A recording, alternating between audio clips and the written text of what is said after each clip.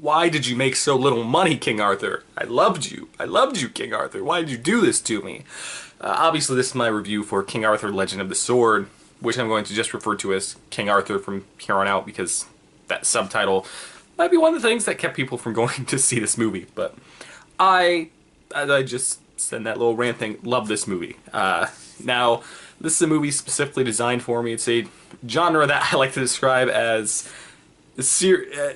action movies that consider themselves seriously that might not is the best way to describe this movie. It's movies like the Rock Hercules, which I really enjoyed, like the second 300 movie, which I really enjoyed, like kind of like the remake of Clash of the Titans, but good. These big budget super action movies that are sword and sandal-esque, much in the vein of like the Pirates of the Caribbean movies, which for some reason audiences don't like. Not the Pirates in general movie, but just these type of movies. And they're made specifically for me, I feel, and I wind up loving these when they come out every year, and they fail pretty bad almost every year, and this is another one in that vein. But once again, I'm finding myself really enjoying it, not really understanding why people don't like it. I think that's why this genre stands out to me, is because I don't understand why people don't like them, so if someone would like explain to me down below, let me know. But it's a retelling of King Arthur, kind of infused with Guy Ritchie's style. And going into this movie, I like Arthurian mythology, however you pronounce that. You know what I'm talking about, King Arthur mythology type stuff, medieval times, all that. And I like Guy Ritchie as a director. I did not think that it would blend. And yet some of the best parts of this movie come when Guy Ritchie adds his Guy Ritchie style into this kind of movie. It felt very much like the Sherlock Holmes movies, where it's able to feel like Sherlock Holmes, or also feel like a Guy Ritchie movie at the same time. I think that's where this movie's best. And I think a lot of it is good too. But a big problem with this movie is that it feels like this should have been either two movies or a three and a half hour movie, because you could tell a lot of times where something should have taken more time. But where it exceeds every time, where I felt like I wish I spent more time with this, where it seemed like there was more story here, I wanted to see that instead of just being like, oh man, that was cut. I was like, oh man, I wish I could see this three and a half hour version, which could have been really good. Like in the first third of the movie, I think I'll break into thirds. First third of the movie is kind of like this almost Aladdin-esque King Arthur, where he's like a street rat kind of running his own empire. And one, this gives me good hopes for the Aladdin movie, because before I was like, Guy Ritchie, Aladdin, how's that going to work? Now I think it could work. But I really wanted to see more of that. Then when he eventually pulls the sword from the stone, which I think was a bit sooner than it would have, but there may have been more of that movie that was cut out. Like I said, I heard rumors there was this 3.5 hour version, which I'd love to see. Guy Ritchie, just send me the copy. No one else. Just send it to me. I'll watch it. And that'll be the end of it, because they're probably not going to let you make another one, though. If you guys go see it, they might. So go try. Go see the movie. It's good. I liked it. And then so we get the second third of the movie, which is what I call the video game portion, where he's kind of trying to lure out the king in a way to take back the throne. And it felt in the video game the way it was like, okay, we need to do all these different things. If we do these tasks, we can lure out this person, eventually do this. And it's like, hey, this could make a really good video game. So if they want to make that, I'd be up for that too. And then the third is like the final epic battle, Return of the King style, where he returns the kings to the castle. And all three of these are awesome parts.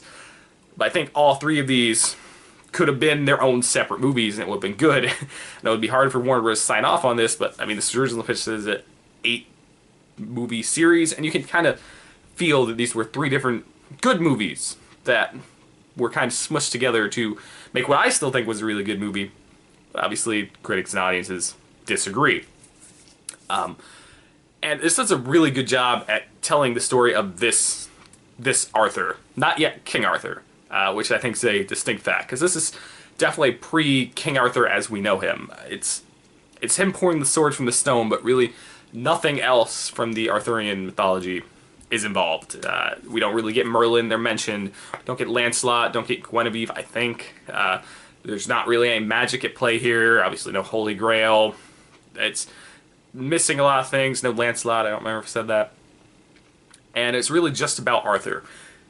And I feel it's also shown the characters. While it does a really good job of showing this Arthur, and a really Charlie Hunnam is his name, I believe, does a really great job as this Arthur, and I really like this character, especially from where he begins to where he ends. I think had good character growth. A lot of these side characters don't get any character growth really, or any real characters. Like there's a certain character that betrays them at a certain point, which we see like twice, and I guess we're supposed to care about him.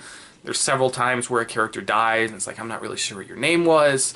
There is a more main character who dies, whose name you know, and it's like, oh man, I liked him, but I feel if we would have got more time with him, it would have been more impactful. There's several other characters that look like they'd have cool backstories. There's the bowman played by Peter Baelish, where it's like, hey, I wonder what's up with you. There's the mage, who doesn't even get a name, I don't believe. I think they're just credited as the mage, who I thought they may have been trying to make her a version of Guinevere, where she was a mage, which maybe that's the plan, I'm not really sure, but she looked like she could have had some cool backstory. There's this whole almost upside down place world that I think could have used more backstory. And that's another thing. The world itself and the way that magic was and everything, I think, was its own character, and I think that was developed really well. And if more of these side characters were given more character development, it would have taken away from Arthur, but I think it could have helped it. Though I still think all these characters were cool, I wish I would have got to know more about them. But with sacrificing that, we got to know more about Arthur, and I think as a movie that focuses on Arthur, does a really good job. And why it works so well, they're focusing on Arthur, is that on the other side, they're also focusing very well on the villain, played by Jude Law, who is his uncle, who has a history with magic, who betrays his brother, and there's a whole thing with him, and what he's trying to accomplish, and why he's accomplishing it the way he does, what he has to sacrifice to accomplish what he does. I think his character is also very strong, and when you're focusing on a protagonist and antagonist very well, I think it's okay to leave out some of the side characters, where like this was a book. I mean, come on, King Arthur book? What are we talking about? That'd be crazy. You could focus more on these side characters, but because you have a strong antagonist and a strong protagonist, it works out very well, in my opinion. Again, other people disagree. But I think these two sides and the world itself was all very entertaining, all very awesome, and the action, I think, was very well done. Probably not all the action was 300 style action, but when it went into this 300 style action, I think it did it as good as any movie since the original 300. Even better than the other 300 movie, which I enjoyed. I think it did this 300 style action very well. And the other action, I think this suffers a little bit from a couple Warner Brother properties recently. Man of Steel, the Batman vs Superman. I had another one before I went in here, but it's where this opening scene the opening scene might be the best part of the movie. I mean, even The Dark Knight, I feel the best part is that opening scene with the Joker where we're introduced to him. This opening scene is just really cool with Eric Bana playing King Arthur's dad, and this big action sequence where he's taking everyone out, and we can see the power of the sword, because Excalibur has like superpowers now, even more than before. And I think this opening scene is really cool and a really strong introduction to the world. And while the rest of the movie I think is great, I think that this scene is extra great. And that may affect your opinion later on, where it's like, man, I wish I knew more about that character, which I did. In fact, like I said, each of these three sections I wish I knew more about. I just really enjoy this movie. I think you can tell while I'm talking about this. I'm very enthusiastic about everything about this movie.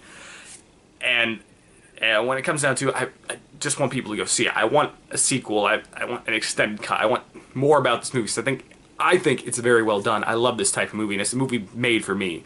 So obviously my score is going to be higher than most people's, because I just really like this world. And while I understand the problems where I feel like it was 2 or 3 movies combined into one, I also feel like it made well, where I feel the Guy Ritchie-isms and the King Arthur wouldn't mix. It wound up working very well for me when they did these scenes, where I know the side characters didn't get almost any attraction, but I feel that the way they characterized King Arthur and his uncle so well, so opposite, and leading to this showdown between them in the end, I feel like all that was so well, and it made a version of the King Arthur world that I want to know more about. And when I leave a movie wanting more, I can forgive a lot more things than if I left it just seeing the flaws. And while I feel that there were flaws, they didn't detract from what was good for me.